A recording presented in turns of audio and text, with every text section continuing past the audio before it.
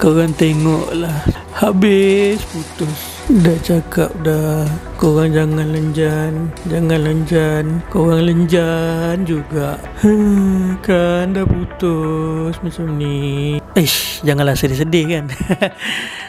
Jadi kat depan korang sekarang ni, ini adalah gearbox Honda Civic SC 1.8. Jadi gearbox ni memang banyaklah masuk kat tempat kita kes T-bag putus. Jadi macam yang korang boleh nampak ni, memang putus habis T-bag dia ni.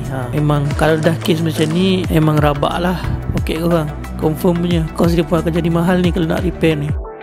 Sebenarnya teknologi CVT ni dicipta untuk penjimatan minyak lah. Siapa yang bawa kereta gearbox CVT ni memang dia sendiri tahulah kereta gearbox CVT ni memang jimat minyak kalau nak di-compare dengan kereta-kereta yang gearbox lain. Tapi kena ingat, walaupun dia jimat minyak, kekurangan dia korang tak boleh lenjat. Jadi kalau dah kes putus macam ni, tak lain tak bukan ini mesti kalau traffic light hijau je terus rapat punya tekan minyaknya. Kes-kes macam tu lah yang boleh jadi stay-back ni putus. Selalu sangat lenjan, tekan 18-200 kan dekat highway, dia tak sedar tu dia pakai gearbox CVT tu.